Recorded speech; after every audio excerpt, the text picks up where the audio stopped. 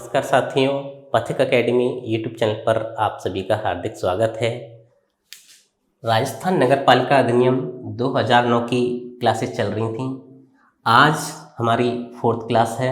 आज की क्लास में हम नगरपालिका अधिनियम के अध्याय 2, जिसमें नगरपालिकाओं का गठन और शासन दिया गया है, और आरपीएससी की तरफ से जो भी डिटेल सिलेबस आया है उसमें भी सबसे पहला टॉपिक आपका नगरपालिकाओं का गठन और शासन दिया गया है।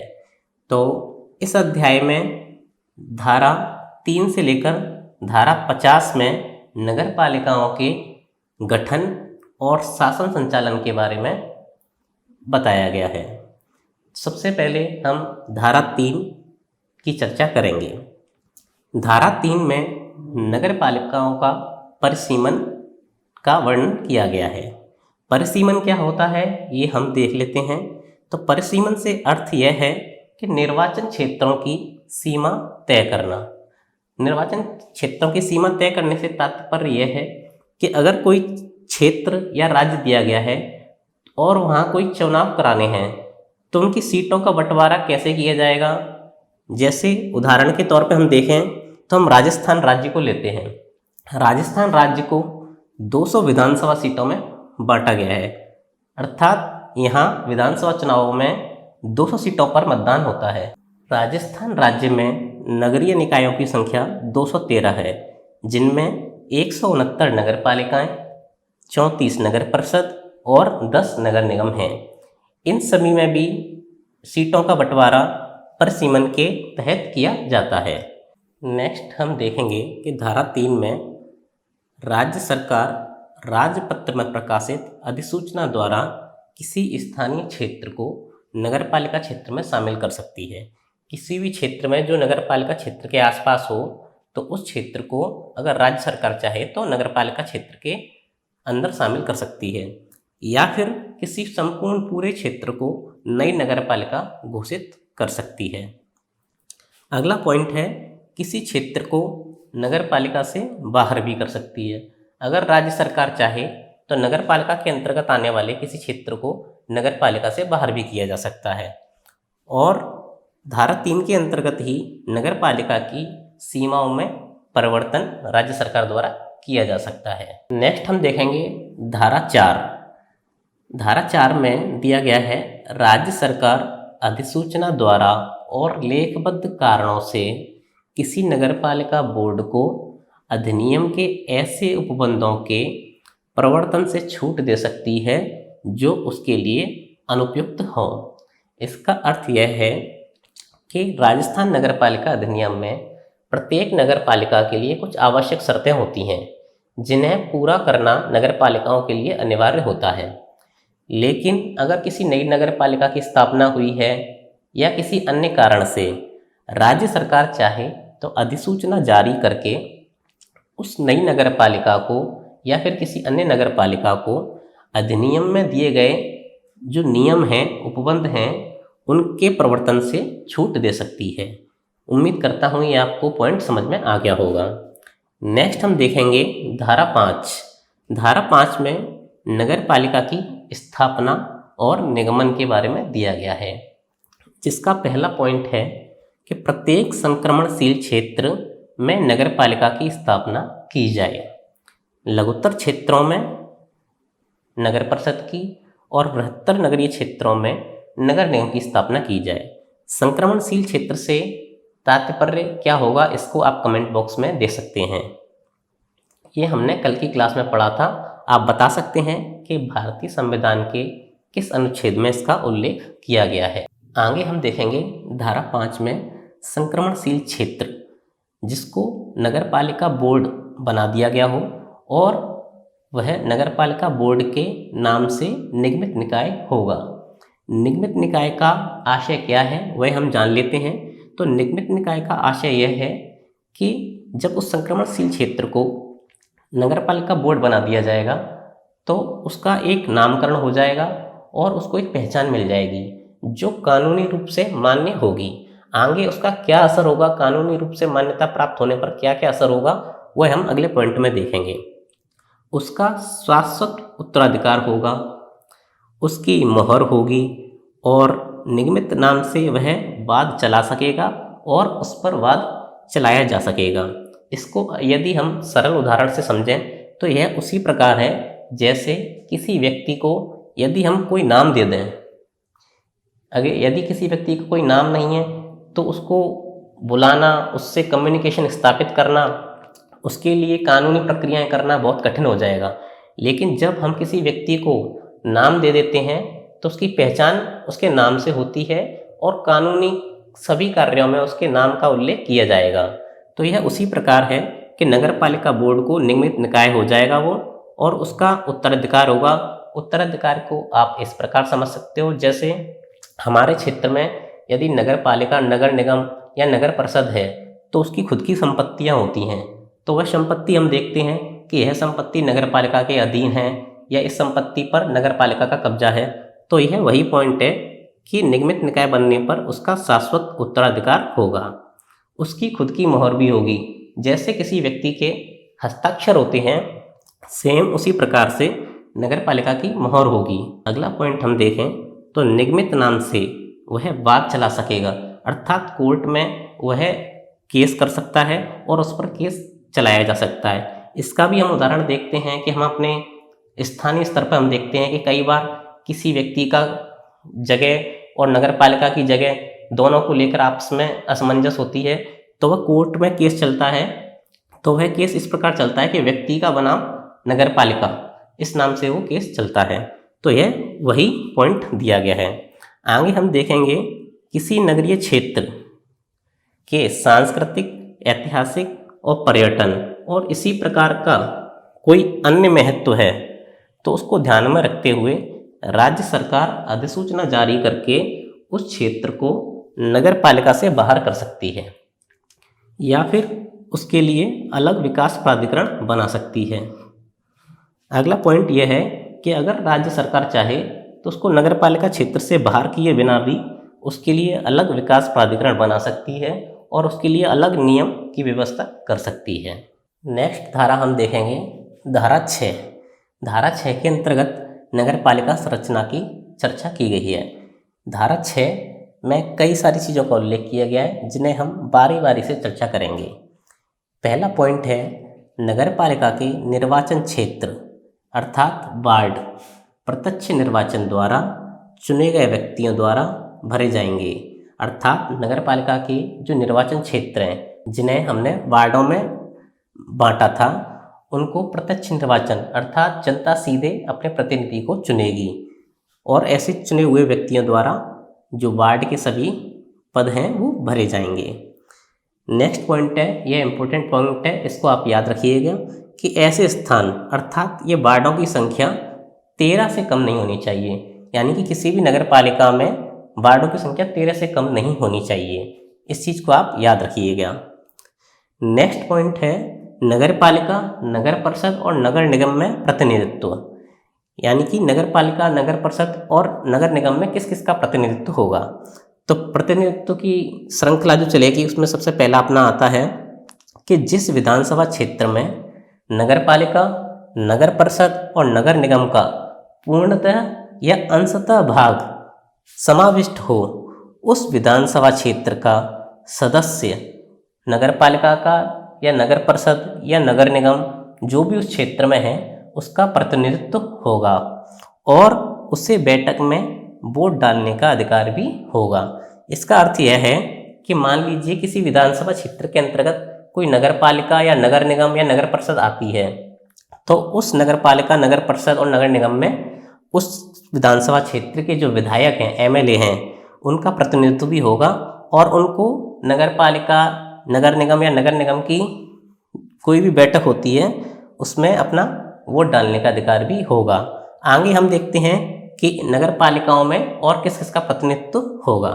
धारा 6 में हमने अभी देखा नगर पालिका, नगर निगम और नगर परिषद में प्रतिनिधित्व की बात कर रहे थे, तो इसमें हमने प्रतिनिधित्व में देखा कि विधानसभा सदस्य का प्रतिनिधित्व होता है। नंबर 2 पे हम बात करें तो नगर पालिका प्रशासन का विशेष ज्ञान रखने वाले और अनुभव रखने वाले 3 व्यक्तियों या नगर पालिका के निर्वाचित सदस्यों की संख्या का 10% जो भी कम हो इन सदस्यों को राजपत्र में प्रकाशित अधिसूचना द्वारा नाम निर्दिष्ट अर्थात मनोनीत किया जाएगा। इसका अर्थ यह है कि जो व्यक्ति नगरपालिका प्रशासन का विशेष ज्ञान रखते हैं और उनको अनुभव भी है, तो ऐसे 3 व्यक्तियों को नगरपालिका सदस्य के रूप में मनोनीत किया जा सकता है। या फिर 3 व्यक्तियों को नहीं किया जाएगा तो जो निर्वाचित सदस्यों की संख्या है उसका 10%, इन 3 व्यक्तियों की संख्या या फिर निर्वाचित सदस्यों की 10% संख्या में जो भी कम हो। अगर मान लीजिए निर्वाचित सदस्यों की संख्या यदि 40 है तो 40 का 10% 4 हो जाएगा और यहाँ 3, तो हमें कम वाला लेना है तो 3 व्यक्तियों को मनोनीत किया जाएगा। इस प्रकार से हम मनोनीत सदस्यों का भी चयन करेंगे। मनोनीत सदस्यों के लिए धारा 24 और धारा 35 में नगरपालिका सदस्यों की निर्योग्यताएं दी गई हैं, तो इनके अधीन हम योग्यता और निर्योग्यता को देखकर ही मनोनीत सदस्यों का चयन करेंगे। नेक्स्ट हम देखेंगे कि राज्य सरकार कभी भी मनोनीत सदस्यों को हटा सकती है। ये पॉइंट हो जाएगा अपना। अगला है पॉइंट हमारा, वह है कि मनोनीत सदस्यों को नगरपालिका की बैठक में वोट डालने का अधिकार नहीं होता है। नेक्स्ट थर्ड पॉइंट में हम बात कर रहे हैं कि जिस लोकसभा क्षेत्र में, पहले हमने विधानसभा क्षेत्र की बात की थी, यहाँ हम लोकसभा क्षेत्र की बात कर रहे हैं। तो जिस लोकसभा क्षेत्र में नगर परिषद और नगर निगम, यहाँ नगर पालिका का उल्लेख नहीं किया गया है, तो जिस लोकसभा क्षेत्र में नगर परिषद और नगर निगम का पूर्णतः या अंशतः भाग समाविष्ट हो, उस नगर परिषद और नगर निगम में लोकसभा सदस्य अर्थात सांसद का प्रतिनिधित्व होगा और उस लोकसभा सदस्य अर्थात सांसद को नगर परिषद में और नगर निगम में वोट डालने का अधिकार होगा। यहाँ ध्यान रखने योग्य बात यह है कि नगर पालिका में विधानसभा सदस्य का प्रतिनिधित्व होता है और नगर निगम में भी विधानसभा सदस्य का प्रतिनिधित्व होता है और नगर निगम में भी, यानी तीनों में विधानसभा सदस्य अर्थात विधायक एमएलए का प्रतिनिधित्व होता है। लेकिन सांसद की बात की जाए, लोकसभा सदस्य की, तो उसका प्रतिनिधित्व केवल नगर परिषद और नगर निगम में ही होता है और इन दोनों में ही उसको वोट डालने का अधिकार है। धारा 6 में अगला पॉइंट हम देखेंगे कि प्रत्येक जनगणना के पूर्ण होने पर राज्य सरकार राजपत्र अधिसूचना के द्वारा नगरपालिका के स्थानों अर्थात सीटों की संख्या में परिवर्तन कर सकती है और करेगी। नेक्स्ट पॉइंट है SC ST OBC महिला और सामान्य के लिए नगरपालिका में जो स्थान की संख्या निर्धारित की गई है वह भी जो अंतिम जनगणना होगी उसके आंकड़ों के अनुसार राज्य सरकार कर सकती है।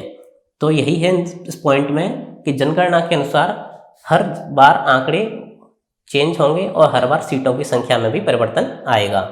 उसी प्रकार से SC ST OBC महिला और सामान्य की सीटों में भी परिवर्तन आएगा।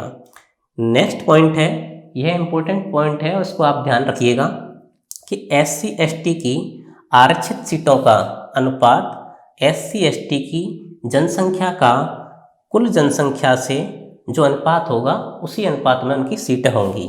अर्थात कुल जनसंख्या जो भी है उसमें SC ST जनसंख्या की जितनी भागीदारी है उसी अनुपात में SC और ST की नगरपालिका में सीटें निर्धारित की जाएंगी। उदाहरण के लिए इसको हम समझ लेते हैं कि मान लीजिए कुल जनसंख्या 25,000 है और 25,000 जनसंख्या पर नगरपालिका में सीटों की संख्या 25 है। यदि हम SC जनसंख्या की बात करें तो 5,000 मान लेते हैं और ST जनसंख्या की बात करें तो 3,000। तो जिस प्रकार 25,000 सीटों पर 25 सीटें हैं, 25,000 जनसंख्या पर 25 सीटें हैं, उसी प्रकार उसी अनुपात में SC की जनसंख्या 5,000 है तो उन्हें 5 सीटें प्राप्त होंगी और ST की जनसंख्या 3,000 है तो उन्हें 3 सीटें प्राप्त होंगी।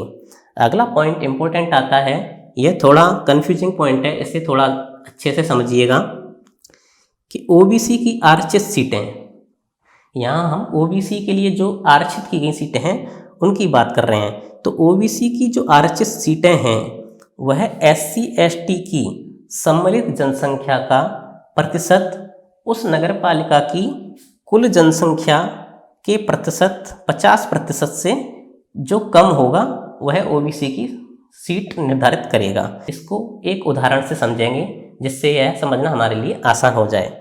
जैसे हमने पिछले उदाहरण में देखा था कि एससी की संख्या 5000 थी, एसटी की संख्या 3000 थी और कुल जनसंख्या 25000 थी।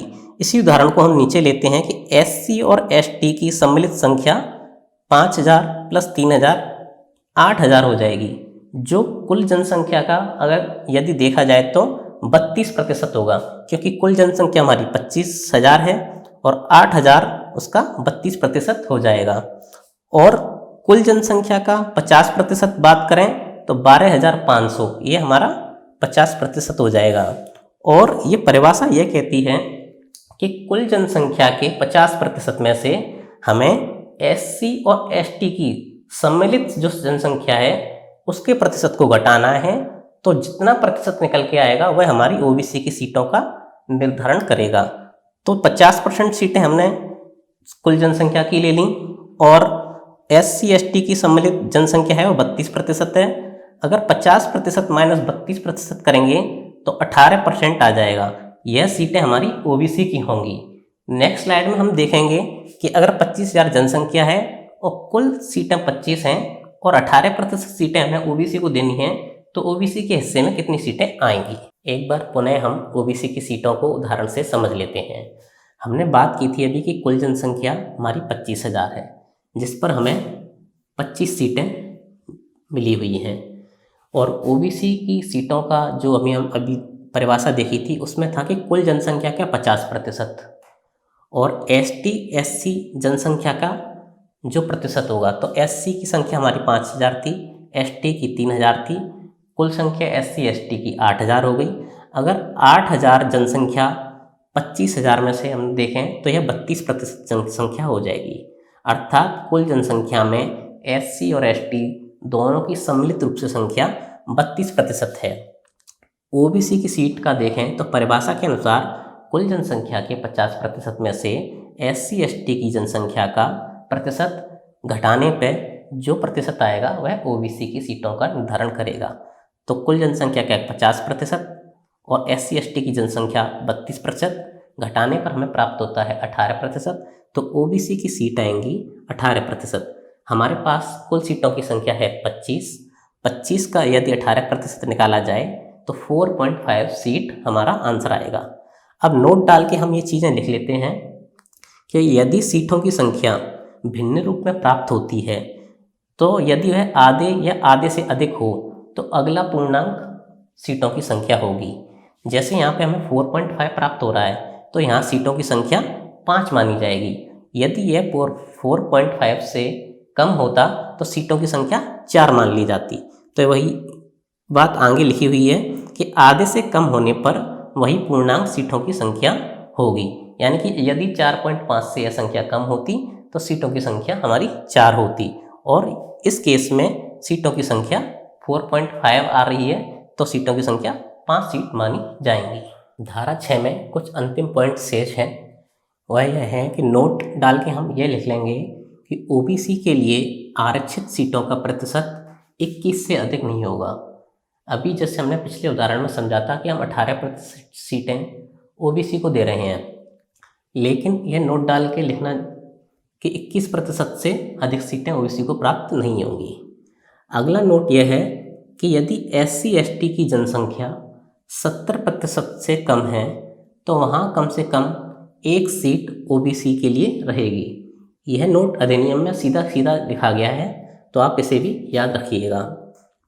नेक्स्ट पॉइंट है धारा 6 के अंतर ही एससी एसटी ओबीसी के लिए जो सीटें आरक्षित हैं उन आरक्षित सीटों में 50% एससी एसटी ओबीसी की महिलाओं के लिए आरक्षित रहेंगी।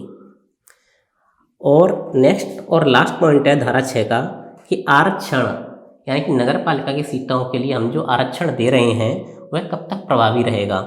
तो वह आरक्षण जब तक प्रभावी रहेगा जब तक भारतीय संविधान के अनुच्छेद 334 के प्रभावी रहने तक। भारतीय संविधान के अनुच्छेद में भी हम आरक्षण की बात करते हैं और आरक्षण का उल्लेख किया गया है। नेक्स्ट धारा है 7। धारा 7 के अंतर्गत नगर पालिका की पदावधि अर्थात कार्यकाल के बारे में चर्चा की गई है। इसके पॉइंट हम देख लेते हैं कि नगरपालिका की पदावधि या कार्यकाल पहली बैठक से 5 वर्ष तक रहेगा, यदि नगरपालिका बीच में विघटित ना हो। नगरपालिका का जो कार्यकाल है वो निर्वाचन के बाद जब पहली बैठक होगी, पहली बैठक से तात्पर्य है कि निर्वाचन के तुरंत बाद होने वाली बैठक को हम पहली बैठक कहेंगे, और पहली बैठक से लेके 5 वर्ष तक नगरपालिका का कार्यकाल रहता है। यदि किन्हीं कारणों से नगरपालिका बीच में विघटित हो जाती है तो उसका विघटन हो जाएगा। यदि नगरपालिका विघटन हो जाए और फिर नई नगरपालिका का गठन किया जाए तो जो नई नगरपालिका होगी वह शेष समय के लिए गठित होगी। इस बात को ध्यान रखना, यदि कोई नगरपालिका का गठन 5 वर्ष के लिए होता है और 3 साल बाद वो नगरपालिका विघटित हो जाती है और उसके बाद जब हम नई नगरपालिका का चुनाव करेंगे तो शेष 2 वर्ष की अवधि के लिए ही नई नगरपालिका का गठन रहेगा, उसके बाद पुनः चुनाव होंगे। तो यह इम्पोर्टेंट पॉइंट है, इसको आप याद रखिएगा। नेक्स्ट हम पढ़ेंगे धारा 8। धारा 8 के अंदर नगरपालिका का शासन नगरपालिका में निहित होना बताया गया है। इसका पॉइंट है ये है कि नगरपालिका, नगर परिषद और नगर निगम का शासन अधिनियम के उपबंधों के अनुसार उनके अध्यक्षों द्वारा चलाया जाएगा।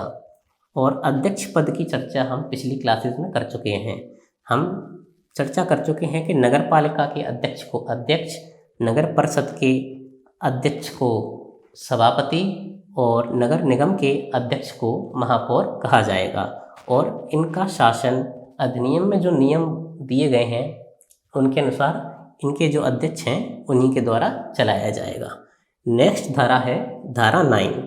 धारा 9 में धारा 6 की उपधारा 1 में नगरपालिका के लिए नियत स्थानों के बराबर वार्ड बनाए जाएंगे। यानी कि धारा 9 में वार्डों का गठन की बात की गई है, जिसमें हम कितने वार्ड बनाएंगे तो वो धारा 6 में नगरपालिका में जितने स्थान नियत किए गए हैं उसके बराबर संख्या में हम वार्ड बनाएंगे। और धारा 9 में एक पॉइंट यह भी है कि प्रत्येक वार्ड का प्रतिनिधित्व वार्डों की जनसंख्या के आधार पर किया जाएगा। अर्थात वार्डों के जो प्रतिनिधि होंगे वह प्रत्येक प्रतिनिधि बराबर जनसंख्या का प्रतिनिधित्व करेंगे। अगली धारा है धारा 10। धारा 10 के अंदर वार्डों का अवधारण का उल्लेख किया गया है। इसके पॉइंट हो जाएंगे कि इसमें वार्डों की सीमाओं का निर्धारण किया जाता है। SC, ST, OBC, महिलाओं के लिए वार्डों की संख्या का निर्धारण किया जाता है कि कौन से वार्ड OBC के लिए हैं, कौन से SC, ST के लिए और कौन से वार्डों हमारे महिलाओं के लिए हैं। और आरक्षित सीटों का जो आवंटन है वो विभिन्न वार्डों को चक्रानुक्रम रीति द्वारा किया जाता है। इसका अर्थ यह हो जाएगा कि इस वर्ष जिन वार्डों में SC की सीटें, अगले वर्ष वहाँ सीटों को चेंज कर दिया जाएगा, यानी कि वो सीटें ST, सामान्य या OBC या महिला वर्ग को दी जा सकती हैं। तो चक्रानुक्रम रीति के द्वारा किया जाता है। नेक्स्ट और लास्ट पॉइंट है इस धारा का, जो कि एक इंटरेस्टिंग फैक्ट भी है, कि वार्डों का संख्यांकन क्षेत्र के उत्तर पश्चिम कोण से शुरू होगा। अर्थात वार्डों की जो संख्या निर्धारित की जाती है वो उत्तर पश्चिम, यानी कि ये अपना मान लीजिए अपना क्षेत्र है तो इसके उत्तर पश्चिम कोण से वार्डों की संख्या निर्धारित करना शुरू की जाएगी। तो आज की क्लास में हम धाराओं को यहीं तक पढ़ेंगे। नेक्स्ट हम इससे संबंधित MCQ क्वेश्चंस को देख लेते हैं। आज की क्लास से संबंधित MCQ प्रश्नों को देख लेते हैं। आप इन सभी MCQ प्रश्नों के उत्तर कमेंट बॉक्स में ज़रूर दें। पहला प्रश्न है, राज्य सरकार अधिसूचना द्वारा किसी स्थानीय क्षेत्र को नगरपालिका घोषित कर सकती है, यह किस धारा में बताया गया है? ऑप्शन ए धारा 3, ऑप्शन बी धारा 4, ऑप्शन सी धारा 5, ऑप्शन डी धारा 6। आप इसका सही आंसर कमेंट बॉक्स में ज़रूर दें।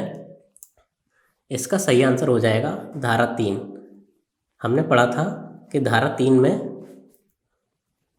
किसी स्थानीय क्षेत्र को नगरपालिका घोषित किया जा सकता है।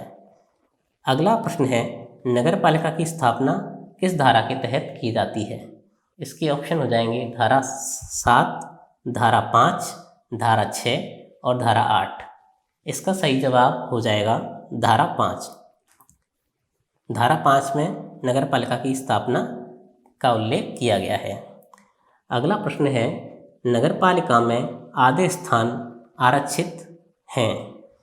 ए ऑप्शन बालकों के लिए, ऑप्शन बी महिलाओं के लिए, ऑप्शन सी विकलांगों के लिए, ऑप्शन डी उपरोक्त सभी।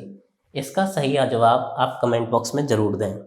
इस प्रश्न का सही जवाब होगा ऑप्शन बी महिलाओं के लिए। नगर पालिका में आधे स्थान यानी कि सीटें 50% महिलाओं के लिए आरक्षित की गई हैं।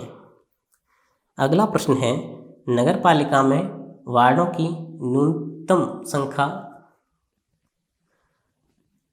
अगला प्रश्न है, नगर पालिका में वार्डों की न्यूनतम संख्या होनी चाहिए।